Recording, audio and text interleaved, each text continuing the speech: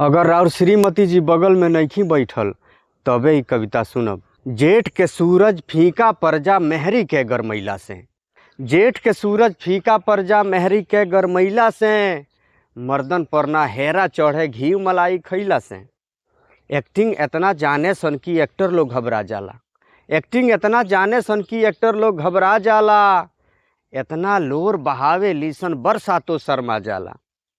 मेहरी पाला पटके संत मर्द लोग कठुआ जाला, मेहरी पाला पटके संत मर्द लोग कठुआ जाला, जैसे माघ में धोइल पानी बर्फ खा ठंडा जाला।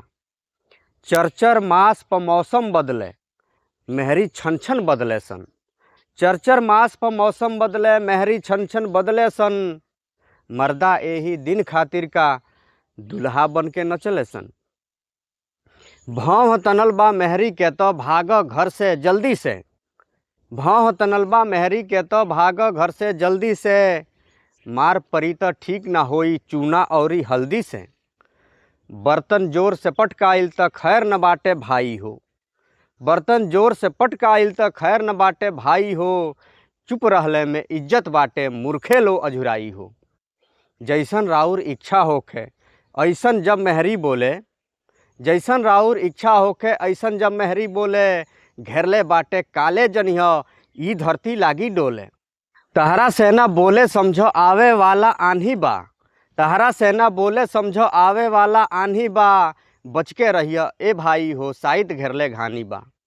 मुस्की मारत बिया मेहरी औरी प्रेम के चर्चा बा, तब जनिह माथे पर आइल कुछ ना कुछ तक खर्चा बा। चाय मिले बिन पूछले औरी मुखड़ा पर खुशहाली बा, चाय मिले बिन पूछले औरी मुखड़ा पर खुशहाली बा, भाग्यवान समझो अपना के भलही बगली खाली बा। तिरिया के समझे खातिर तो 7 जन्म कम लागेला, तिरिया के समझे खातिर तो 7 जन्म कम लागेला, ज्ञानी लो से पूछी ले तो उहो लोगवा भागेला। कविता अभी अधूरा बाटे औरी रही अधूराई, कविता अभी अधूरा बाटे औरी रही अधूराई, 7 जन्म लिहला के बादो हो ना पाई पूराई, 7 जन्म लिहला के बादो हो ना पाई पूराई।